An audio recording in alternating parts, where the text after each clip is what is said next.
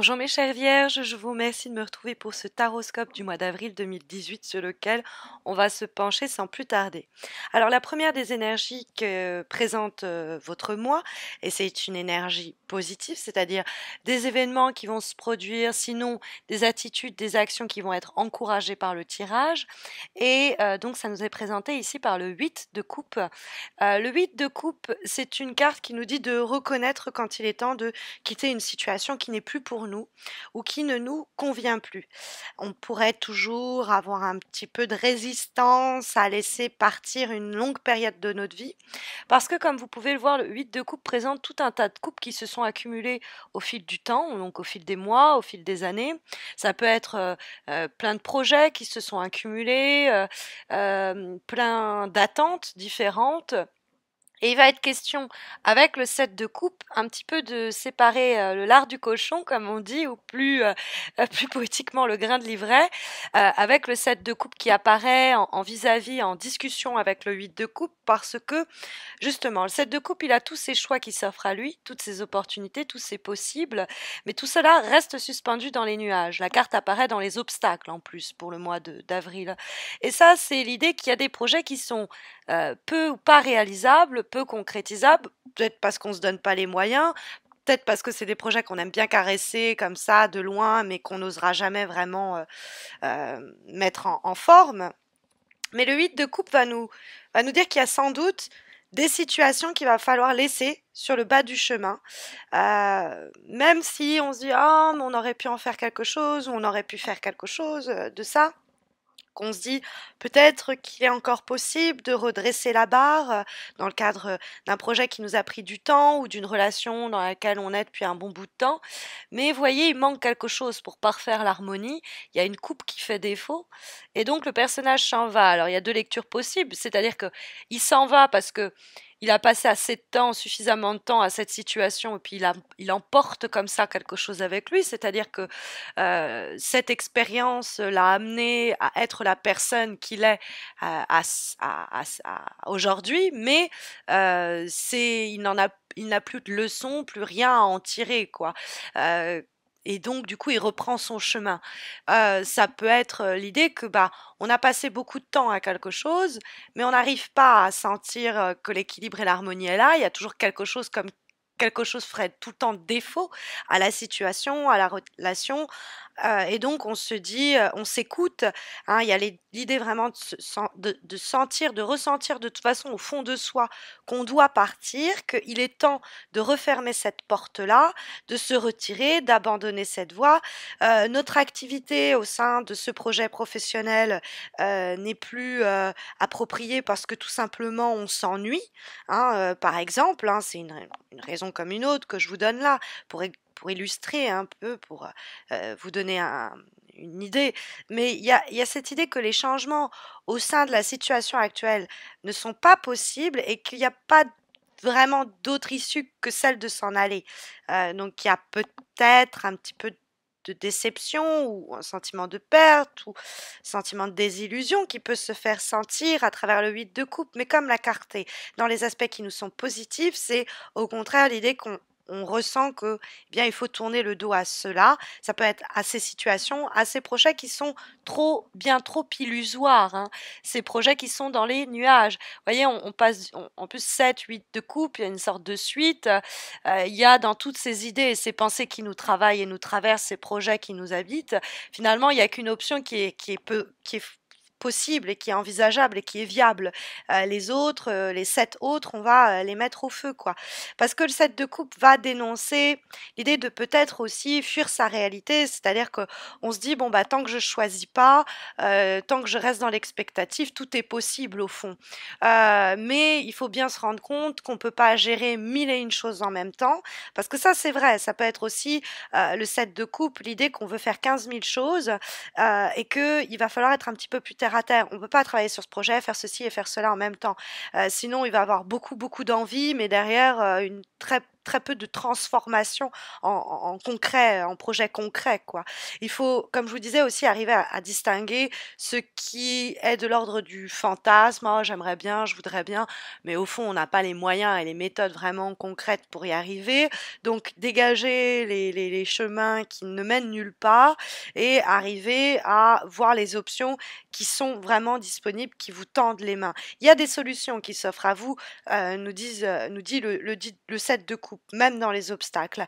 La condition sine qua non, c'est d'arriver à discerner où est-ce qu'on aime bien se raconter un peu, se faire un peu des plans sur la comète, où est-ce qu'on est vraiment réaliste. Parce que l'idée, c'est pas de mettre à mort des désirs ou des rêves que l'on a. La carte de l'étoile qui donne la direction des choses nous dit que, au contraire, il y a des objectifs qui sont sur le point d'être atteints, peut-être pas en avril, parce que l'étoile nous demande toujours un peu de patience, mais il y a l'idée de pas du tout baisser les bras. Au contraire, il y a certains projets qui sont carrément viables, mais à la condition qu'on arrive de distinguer, de faire le tri entre ce qui est faisable de ce qui l'est pas. Sur le plan relationnel, il est temps d'abandonner une situation, une attitude, un comportement où on est là en train de fantasmer, idéaliser notre vie amoureuse sans l'éprouver. Il est temps de la vivre. Il y a une possibilité pour nous d'accroître, de nous élever. C'est le 3 de denier aussi qui va signaler ce message. Il y a une possibilité pour nous de pas rester enfermé dans des envies et des désirs et se sentir morose parce qu'au fond, cela ne reste qu'à l'état de rêve, quoi. Il va falloir être un peu plus clair avec son environnement, sinon avec soi-même. Ou alors fuir les personnes qui sont comme ça, en train de nous jeter de la poudre aux yeux, c'est de la confusion, puis au fond, derrière, on n'en tire pas grand-chose, quoi.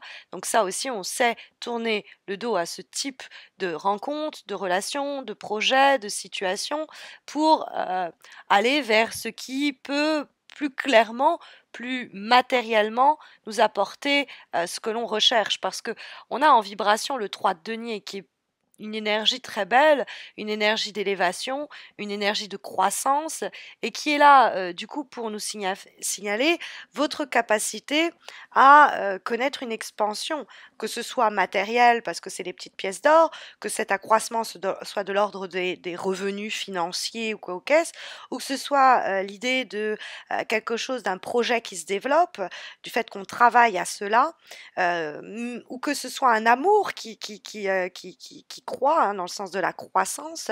Cette carte est très positive. C'est-à-dire que si on se donne les moyens, si on n'opte pas pour le choix le plus simple, 3 de denier nous dit il y a toute chance d'obtenir une élévation, une amélioration de la situation telle on la découvre ou on la connaît aujourd'hui. Alors, c'est vrai que le 3 de denier peut nous parler aussi du travail d'équipe, de c'est à plusieurs que l'on progresse, que ça va nous aider à créer quelque chose de nouveau quelquefois. Comme la carte de l'étoile peut nous parler de l'amitié, d'un soutien amical, de relations qui vont peut-être se transformer en amitié ou évoluer d'une amitié à une relation professionnelle ou à une relation amoureuse, c'est éventuellement possible puisque nous avons à la fois le 3 denier qui nous parle d'ascension et qui dialogue avec l'étoile qui nous parle de notre environnement plus amical. Donc ça peut être l'appui d'un ami pour un projet, il nous finance, il nous aide matériellement. Quelquefois, c'est nous qui sommes en capacité d'aider nos proches ou notre famille. Il y a une attitude assez philosophique avec ça, sur le plan matériel. C'est une carte qui va encourager le fait de ne pas baisser les bras si les démarches que nous engageons au cours du mois d'avril ne portent pas pour autant leurs fruits rapidement. Il faut continuer à en croire en soi, en cette relation, en ce projet, en sa bonne étoile. Faut pas jeter l'éponge, il y a peut-être des retards de la destinée. Si on se montre soi-même peut-être trop décontracté, trop nonchalant ou nonchalante, on peut participer en étant trop passif et procrastinant, hein, en procrastinant un peu trop. Le 7 de coupe nous disait aussi, on peut du coup ajourner et reporter la réalisation de nos désirs. Il faut faire attention parce que l'étoile incarne le principe du futur et la possibilité de voir nos rêves se réaliser. C'est la bonne ou la mauvaise étoile, notre bonne ou mauvaise fortune. Et si on est trop dans dans les rêveries, les contes à l'eau de rose et qu'on fantasme la réalité, on risque de se retrouver piégé là-dedans. Il y a dans ces désirs et ces fantasmes qui sont les nôtres une opportunité, une voie qui est viable et qui est possible. possible. Il faut juste avoir la force, le courage de faire le tri et de tourner le dos à ce qui ne peut pas nous apporter l'épanouissement recherché. Dans le cadre de l'avant-dernier conseil, ou en tout cas message que les lames souhaitent vous transmettre pour ce mois d'avril, nous avons une lame issue d'un oracle, l'oracle du Tao, qui a été pensé et dessiné par la même personne qui a illustré le tarot au Shozen. Et ça, cet oracle du Tao nous présente la carte Trading, qui nous présente en fait cette femme, vous voyez, en train de marcher sur un fil. C'est du funambulisme, hein. C'est la difficulté à trouver un équilibre, hein, évidemment. Mais plus que ça, cette carte va permettre de signaler qu'il y a deux modes de conduite, de comportement dans la vie. Il y a le comportement qui va jaillir en fait de l'ego, hein, qui va être essentiellement motivé par l'ego, et puis quelque chose qui est plus de l'existence, de l'être, qui peut être motivé par ça en termes de comportement. Alors évidemment, on est dans le fil entre les deux, c'est arriver à trouver le parfait équilibre. Le tirage à travers cette carte nous dit que quand on se sent impatient, impatiente, irrité à propos de quelqu'un, à propos de quelque chose, il y a là de bons signes pour comprendre que c'est plutôt l'ego qui nous agite et qui est d'ailleurs peut-être, comment dire, inquiété par la possibilité de voir son désir ne pas être réalisé.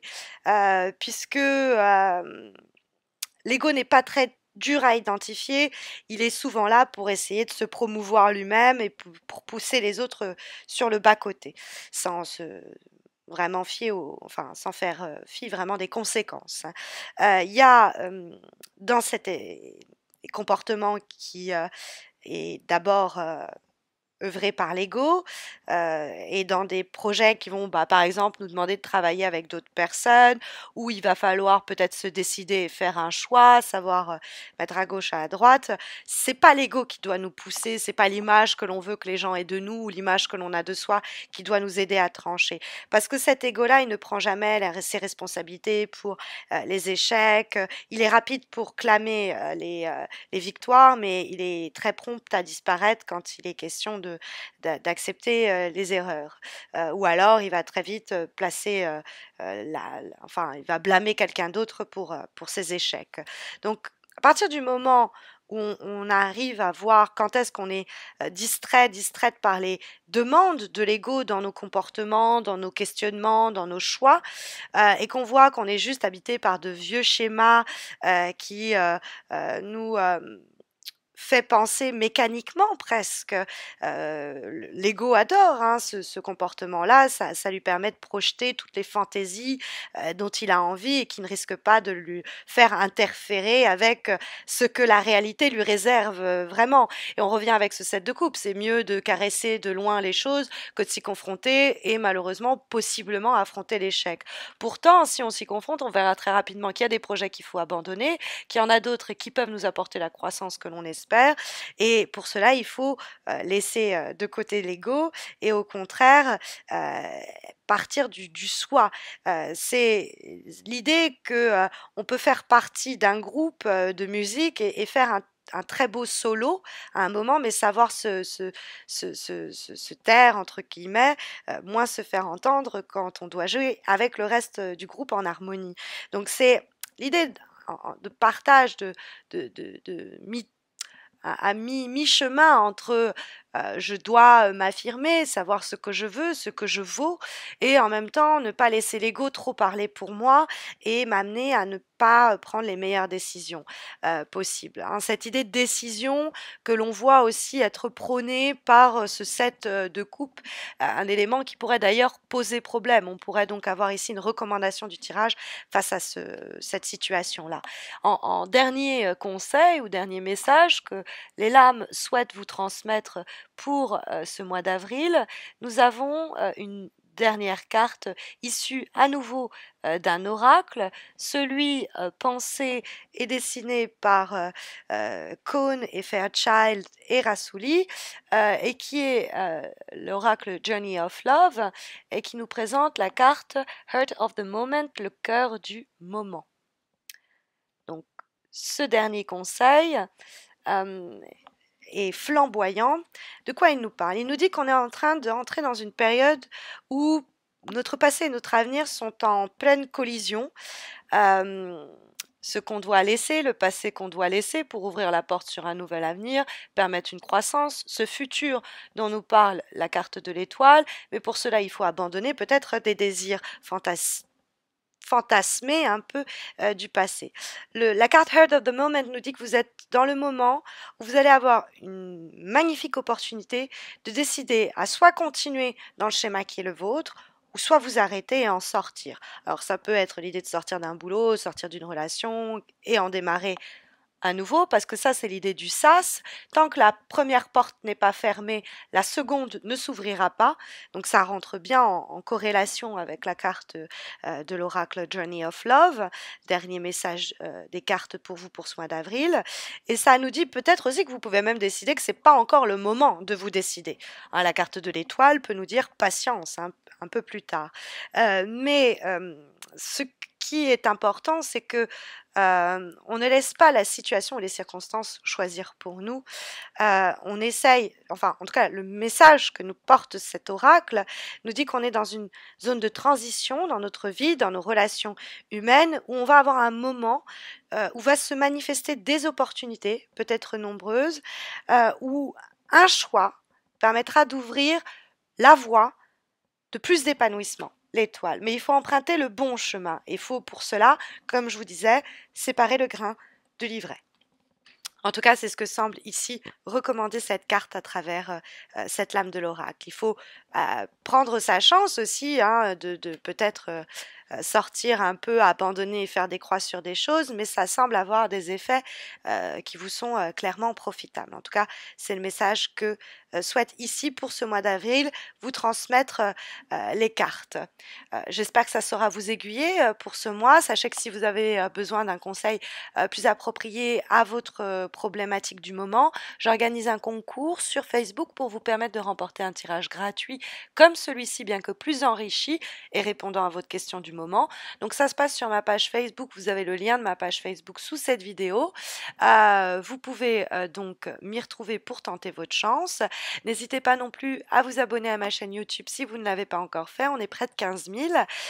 Et puis comme ça, vous ne raterez pas les horoscopes de mai qui arriveront fin avril. D'ici là, je vous souhaite à tous et à toutes de très belles semaines à venir. Prenez soin de vous.